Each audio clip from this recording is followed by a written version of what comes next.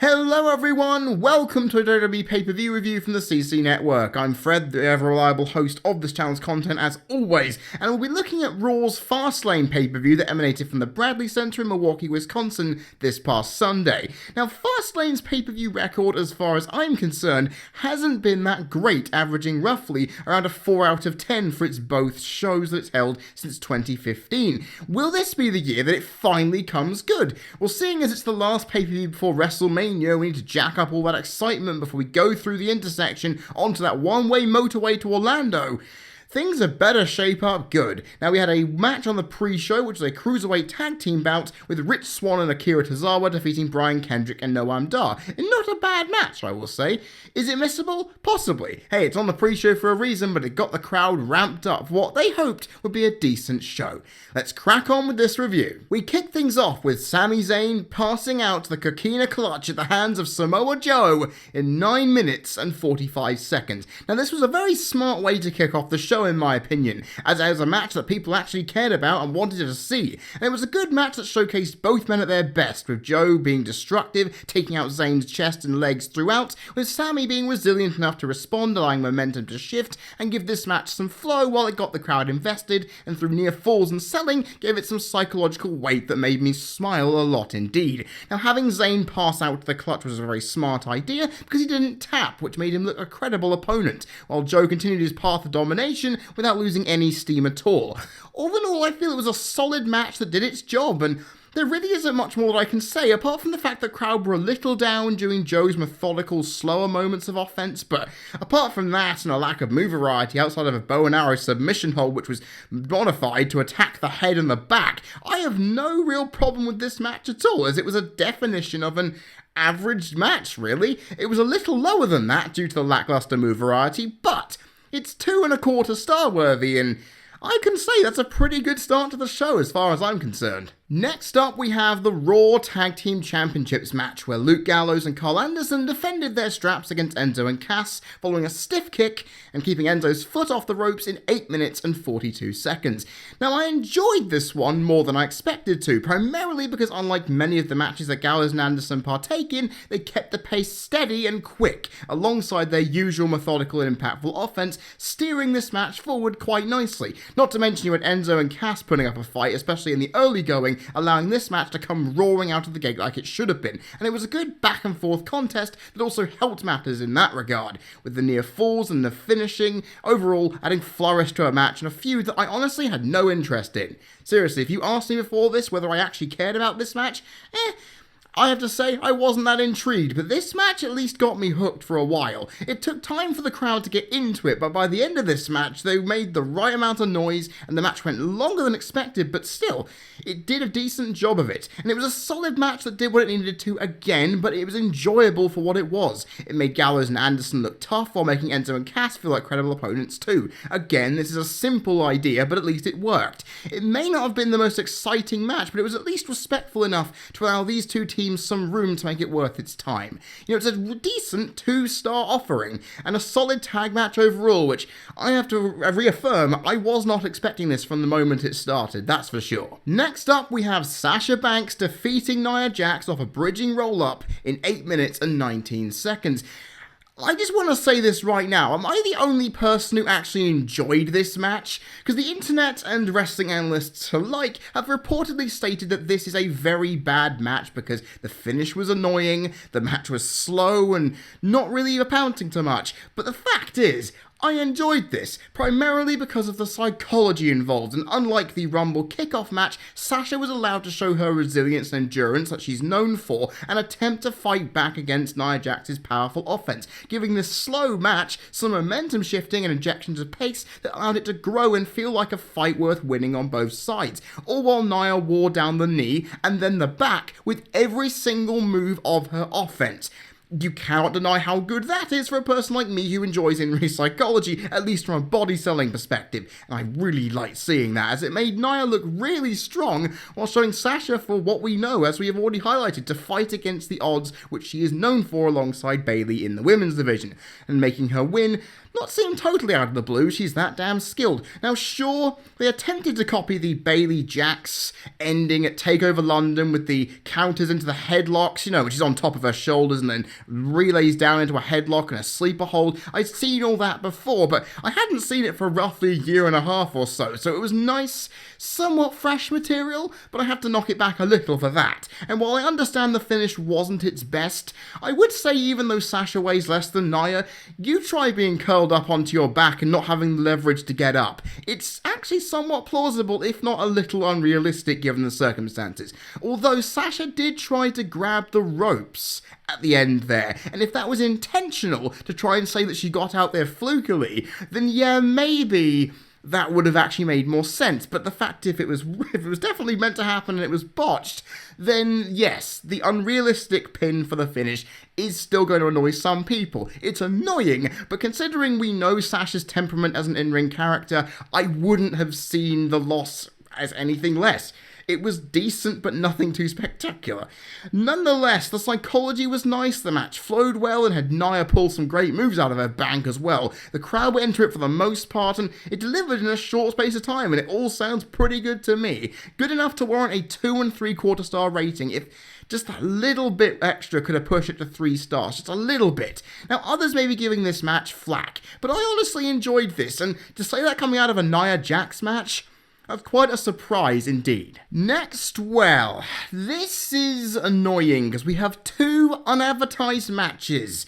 And the first one was Cesaro defeating Jinder Mahal off a pop-up uppercut in 8 minutes and 12 seconds. Now, this was a throwaway Raw match for sure, with the only high points that warranted any merit from my end of things being Cesaro selling the back for most of it, with Jinder working that back as well, and there was some interest off of Cesaro being in the match because, hey, it's Cesaro, of course the crowd are going to pop, but they popped periodically in a match that mostly had them flat on their faces. It was not that good, and honestly, it lasted way longer than it needed to be. Jinder Mahal in a match longer than 5 minutes? What more do I even have to say about that?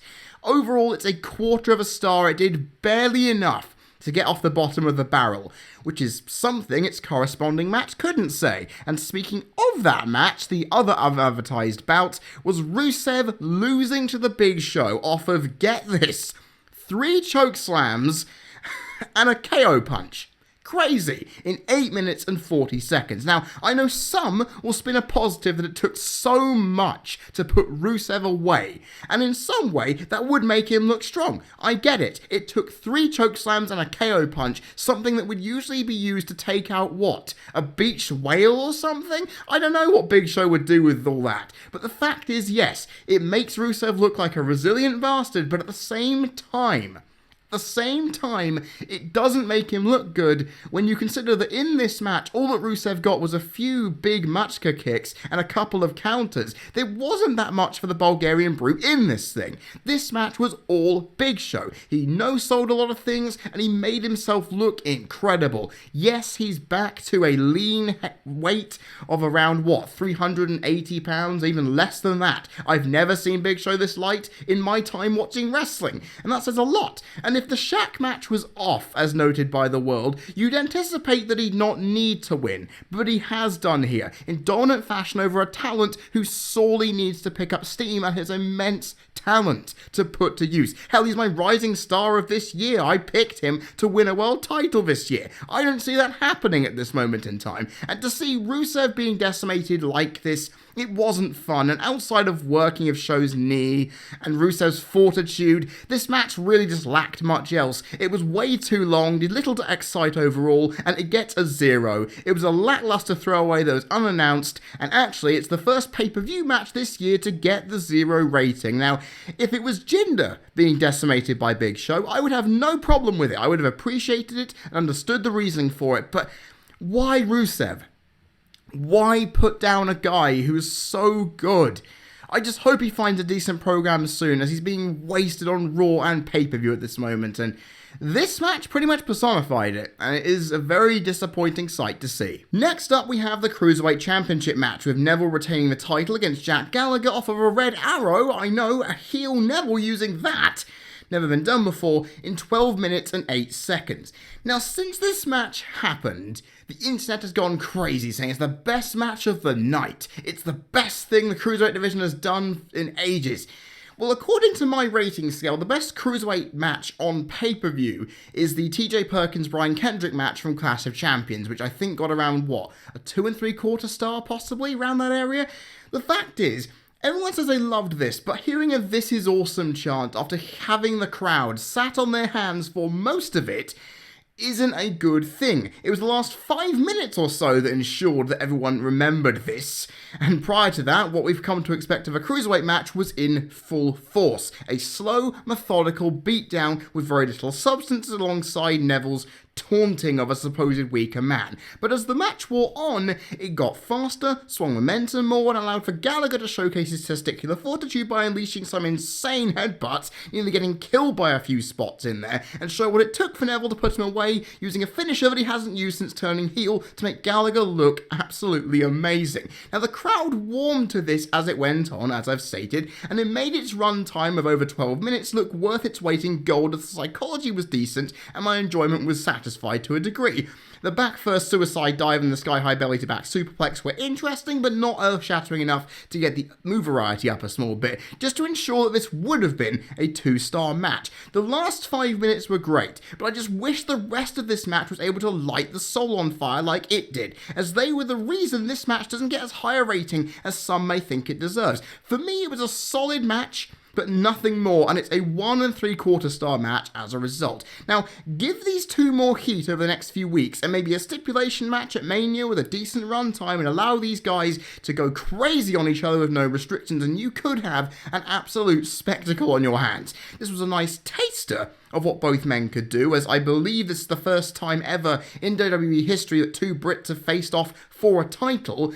I do not know if that's right, can someone correct me if I'm wrong, but honestly I expected more from these two. Others may say it was a lot better than I say, but hey, this is just my opinion here, and I gotta say, even though I enjoyed what we got, it just wasn't enough as far as I'm concerned. Next, we have the match that Vince McMahon has been looking forward to the most all night, because he does like big sweaty men, especially considering in this match he's going to enjoy it even more because Roman went over Strowman strong.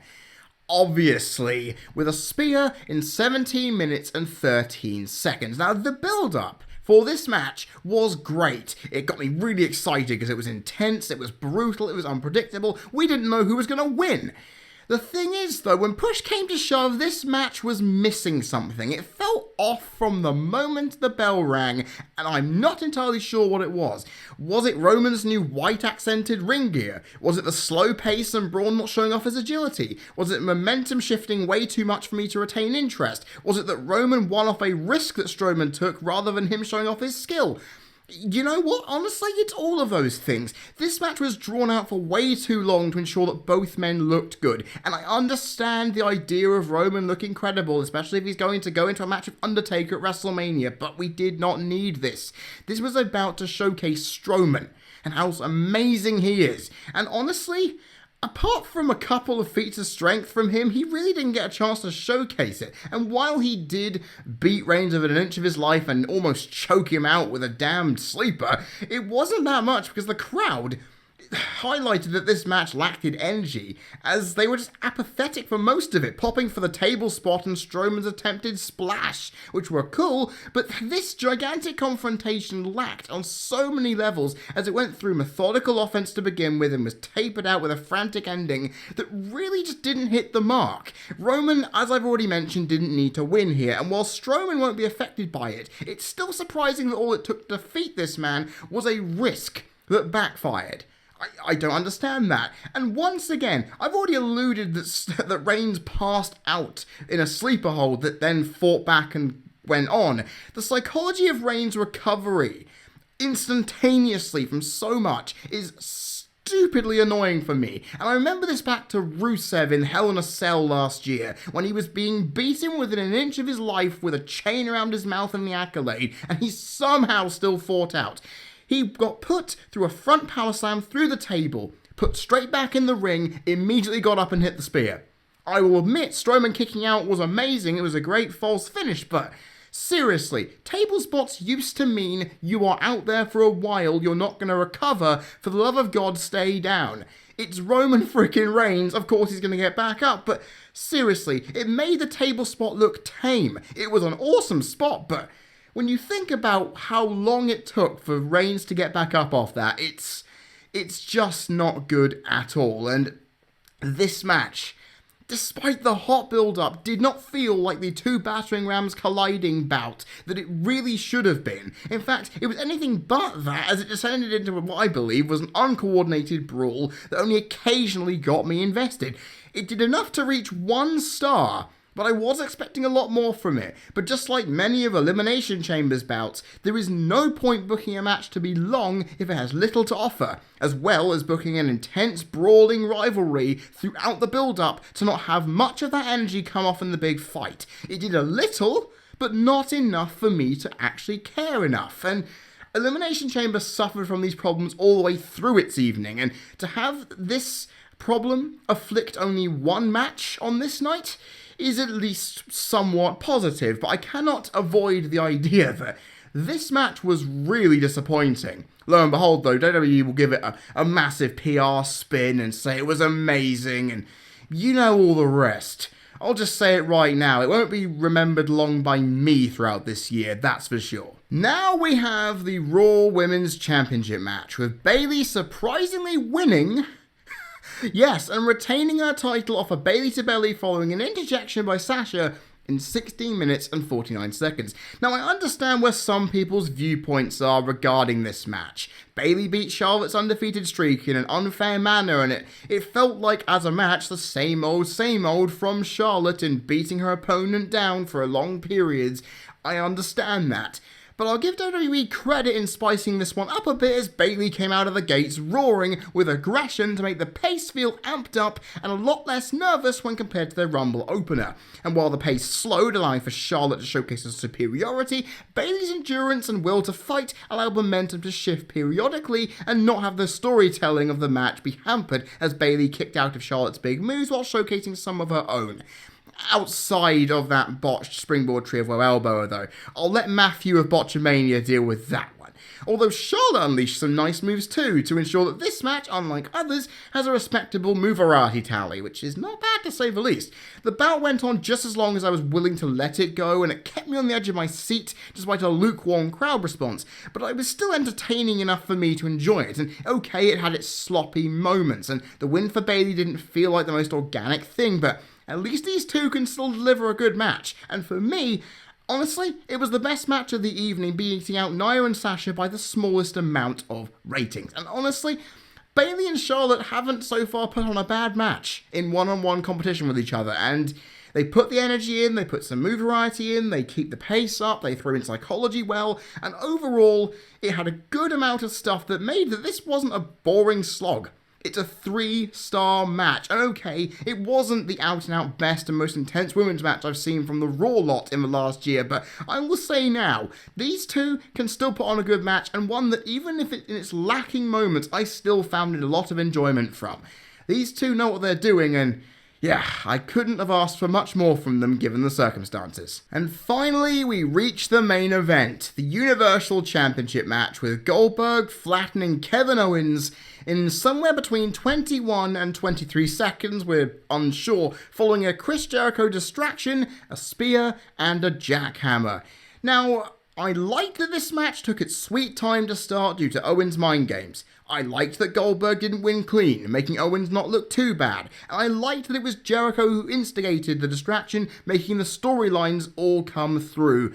However, this match was around 20-something seconds. It was little, and the crowd were not as loud as expected due to the predictability of the result, with it starting a few minutes after 4 AM UK time.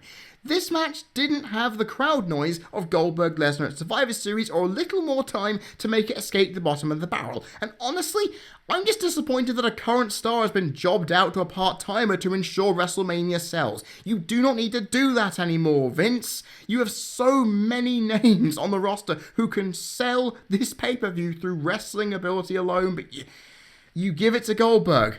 I will get you this. It's not as bad as Rock beating Punk 4 years ago. I'm still feeling that one. But overall, it's still a punch in the gut. And thankfully, though, we are getting Jericho versus Owens out of it, and that is going to be great. And it's the lone positive I can really draw from this. As for the match itself, it's a 0, and it couldn't really be much else, and it left me ending this show feeling quite dejected and having quite a bad taste in my mouth. Well, this is what happens if you don't do what Kevin Owens said in the promo: the longer the match goes, the weaker Goldberg gets. Why couldn't they play on that? It would have made it much more exciting, but hey, that's now in my fictional booking territory for the future. Hey, at least if you go on the video game, Goldberg has been advertised for as the pre-order bonus. At least you'll get a better contest than what we saw here. And with that done, it's now time for me to look back on my final thoughts of this show, the last pay-per-view before WrestleMania. Now, Fastlane, as I mentioned in the intro, hasn't done very well as far as my ratings are concerned, usually getting between a 3 and 4 out of 10 at the most. And this show looked to buck the trend by starting off really well with some solid 2-star bouts that made me really happy. I thought, yes, finally we're going to get a Fastlane pay-per-view that can deliver the speed of which it's named for. But the night got gradually worse after the opening 3 contests to where by the end of it, my enthusiasm was nowhere to be seen. Sure, we got a decent cruiserweight bout and a great women's title match in there, but when you have 2 unannounced matches, the first time of which such a thing has happened since WrestleMania last year, it's been that long since an unannounced match was on a pay-per-view card. When you put that alongside the Universal title match being as rubbish as it indeed was, this night, that was at one point going for a decent 5 out of 10 plus rating, slipped away from that. Now, I knew the Universal title bout was going to be a 0 if it was a squash, and I was expecting it, thinking, okay, if the other matches get around above 2 stars each, this pay-per-view will round itself out and it'll only neuter it slightly. But when you have 2 matches hovering on or being 0s, as well as the disappointing Roman Strowman match, this event looked a lot worse than it honestly should have been. Now, if some of the booking decisions in this match, such as winners of the matches, were reversed and some of them were timed and paced differently, so we would therefore have more to give from the card and not need those matches, maybe this event couldn't have looked any worse than we actually got. And it had a really nice start, and I was hoping it would do better, but it sadly wasn't. And those matches ruined this. Now, overall, I'm looking at this pay-per-view in correlation to SmackDown's last offering, the Elimination Chamber, and thinking, okay, it had better matches overall, with more good quality ones. But when you have that many matches, I think 4 out of the 9 being below 1 star, with 2 of them getting 0s and 1 being a quarter of a star, which is the 3 worst ratings you can possibly get generally, apart from 3 0s, which I hope to God I don't have to see that on a pay-per-view again. Overall, I look at that and say the Chamber pay-per-view actually had it better. Because the rating I give for a pay-per-view with 2 0s and a quarter of a star on will always be lower, so it seems. Now, all in all, this event surprised me at times, but it also bored me senseless, giving me enough to be happy about while also accenting it enough with enough negatives to make me not give it too much praise. Now, I may be one of the few who thought this show wasn't an out-and-out disappointment, but it still wasn't the best all-round show that it could have been, and under better direction, we could have had a sleeper show of the year candidate on our hands if it was done better, but it wasn't meant to be. WWE Fastlane 2017 gets the traditional B-show score of 4 out of 10. I said I wouldn't be satisfied if the show got a similar rating to Elimination Chamber, but I am, because I can blame the writers for overbooking this show rather than the underbooking that SmackDown had with it, which actually shows the writing teams nicely, doesn't it? SmackDown seems to undersell while Raw thinks they can cram a show through as much as they want and people will care. Obviously, in this case, it hasn't worked out that well, and considering Raw's stacked roster, it's easier for me to accept. I wasn't expecting this show to reach a similar rating to what it got last year, around 4.25 overall, but the fact it got nearish was a little surprising. But considering how this event could have been, and I keep rephrasing that, this event should have been a 5 out of 10 plus, but thanks to some ridiculous booking decisions last minute, I bet, we have to deal with another 4 out of 10 show. Come on, WrestleMania, you've got the ability to make me change my tune. Bring home the bacon in Orlando, and we could be on for something quite fun. And there you have it, ladies and gentlemen. The Fastlane 2017 review is done, and I hope you've all enjoyed. I know I have, because I've managed to get through 9 matches, an intro and an outro in under 30 minutes, which is something this channel is not known for. At least for the wrestling side of things, my reviews usually go 40 minutes plus, so the fact this has gone really quite short in comparison means I must have really jumped into that Fastlane. All puns aside, what did you all think of this show? I'm guessing it's going to be quite negative based on the main event result, and the fact that I put the women's title match over the cruiserweight title match in terms of best match of the night and quality and all that, you have enough reasons to shout at me and tell me I'm wrong in the comments section. Go ahead and do so, I don't really mind, it's all part of the job. And if you want to keep up with everything the CC Network's doing, which includes the WrestleMania 33 review next month, we've got a Friday flashback of the 2003 Royal Rumble. If you, of course, have gotten all your wrestling fix, I've got the Fur Fighters playthrough still going, and if you're a brony out there, we've got a top 10 worst characters countdown at the end of the month. I cannot wait for that. And all of that is available to you by clicking that subscribe button, and if you do, I would gratefully appreciate it. And with that, the wrestling pay-per-views lying dormant for another month as we wait for WrestleMania in Orlando. Will it be the ultimate thrill ride that they've advertised it to be? Let's hope so, because this show may have actually been better than it looked, but at the same time, it's Fastlane, that's not saying much. Let's hope WrestleMania is better than last year. Although saying that, WrestleMania got 6 out of 10 from me last year, so at the end of the day, I'm just hoping WrestleMania can achieve higher than a 5, because that's exactly what I want, and I'm thinking that's all you want as well. I have been Freddie Thomas, you've been people listening. This has been a Fastlane 2017 WWE pay-per-view review for the CC Network, and I'll see you all next time.